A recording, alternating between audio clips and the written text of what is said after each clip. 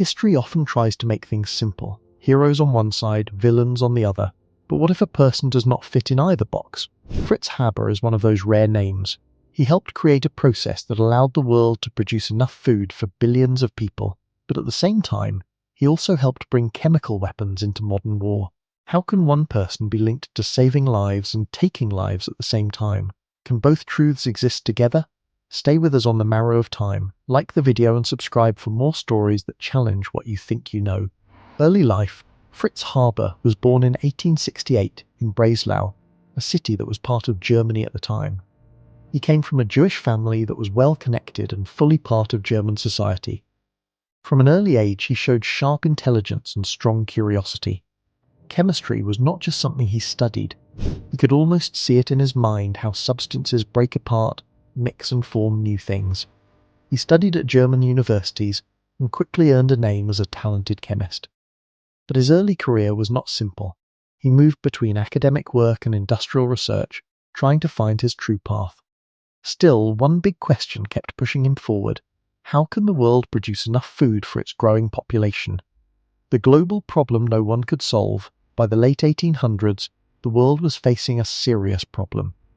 Plants need nitrogen to grow, but most plants cannot take it directly from the air. They rely on nitrogen compounds found in the soil. Farmers depended on natural fertilizers like manure and guano, which came from bird droppings collected on islands. But these sources were limited and could not keep up with growing demand. As the global population increased, scientists warned of a future crisis: less food, less fertilizer, and not enough nitrogen for crops. One key fact was already known. The air contains about 78% nitrogen. The problem was that no one knew how to turn it into a form plants could use. This became one of the biggest scientific challenges of that era. And Fritz Haber saw this challenge and decided to attempt what many believed was impossible.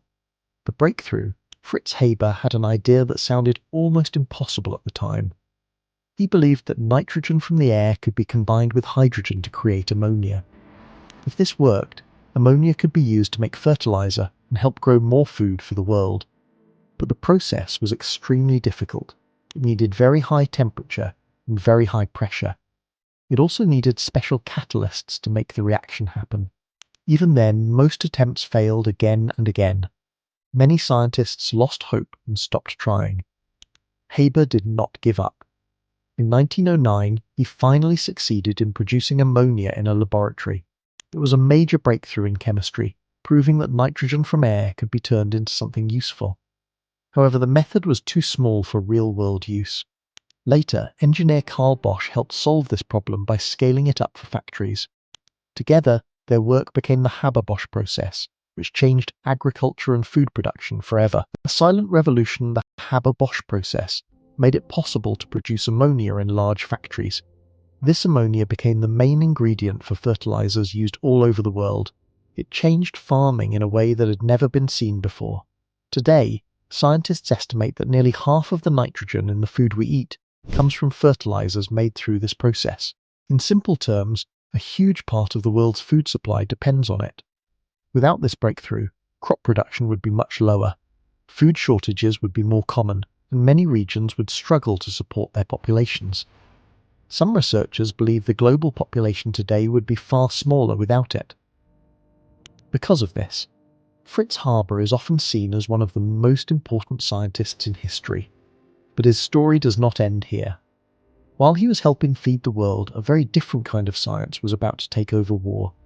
A scientist and a nation at war. When World War I began in 1914, Germany entered a long and brutal conflict. Fritz Haber was no longer only a scientist working in a lab. He was also a strong supporter of Germany and believed that science should help his country win the war. At that time, chemical weapons were not commonly used on the battlefield. In fact, earlier international agreements had tried to ban poison gases, but as the war grew more intense, those rules were often ignored. Haber saw a new direction for his work. He believed that if science could be used to improve agriculture and feed people, it could also be used to gain an advantage in war.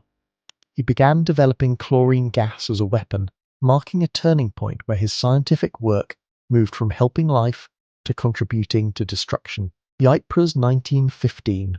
In 1915, during the Second Battle of Ypres, German forces released chlorine gas against Allied soldiers. The gas formed a green cloud that spread quickly across the battlefield. When soldiers breathed it in, it caused severe damage to the lungs. Many struggled to breathe, and panic spread through the trenches. It was one of the first major uses of chemical weapons in modern warfare. Fritz Haber was closely connected to the development of this gas program. He supported it and helped organize parts of its use. But this moment became even more painful because of something happening away from the battlefield inside his own home, where his family did not share his beliefs. The personal tragedy: Fritz Haber's wife, Clara Immerwahr, was also a chemist. She was one of the first women in Germany to earn a PhD in chemistry. She believed strongly that science should be used to help people, not harm them. Clara deeply opposed the use of chemical weapons in war. She saw it as a moral failure and felt it went against the purpose of science. In 1915, after Haber returned from overseeing gas warfare work, Clara died by suicide using his service weapon. This event remains one of the most tragic and debated parts of Haber's life. Soon after, Haber left for the front again and continued his work. The war did not slow down for personal loss, and neither did he. The Nobel Prize in 1918, Fritz Haber received the Nobel Prize in Chemistry for developing the process that made ammonia from nitrogen in the air. This discovery was extremely important for producing fertilizer and increasing food supply around the world. However, the award was controversial even at that time.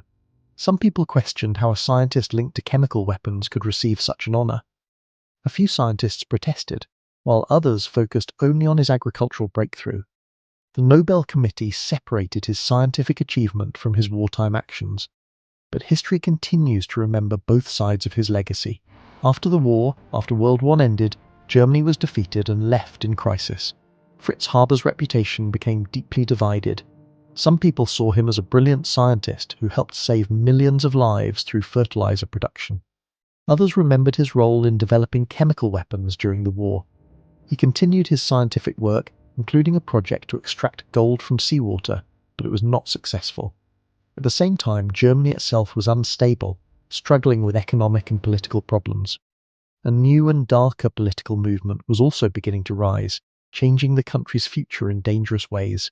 The final collapse in 1933, the Nazi government came to power in Germany. Even though Fritz Haber had served Germany for many years, he was forced out because of laws targeting people of Jewish background. He lost his position and had to leave the country. This was very painful for him, as he always saw himself as fully German and had dedicated his life to the nation's science and war efforts. He left Germany and travelled through Europe in poor health. In 1934, while in Basel, Switzerland, Fritz Haber died at the age of 65. The legacy? Fritz Haber's legacy is not easy to judge. On one hand, he helped develop a process that is still used today to make fertilizer. This breakthrough supports modern agriculture and is believed to help feed a large part of the world's population. On the other hand, he played a key role in the early development of chemical weapons during World War I, which caused great suffering and were later used in other conflicts. Both of these truths exist together, and that is what makes his story so complex and uncomfortable. It raises a difficult question.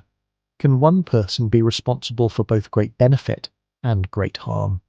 And can the same scientific mind that solves major human problems also create tools of destruction? Fritz Haber's life does not give an easy answer. Final reflection. Fritz Haber's story is not just about one man. It is about something bigger. What happens when knowledge grows faster than human morality? Science itself does not decide how it is used. People do. But are people always fully aware of what they are creating? Haber believed he was helping humanity when he solved the nitrogen problem. He also believed he was serving his country when he worked on chemical weapons. To him, both felt like progress. But history judges the results, not the intention. And that is where the discomfort begins. Can one mind truly hold both creation and destruction at the same time?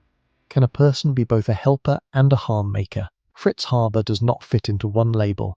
He was not only a saviour, he was not only a destroyer, he was both.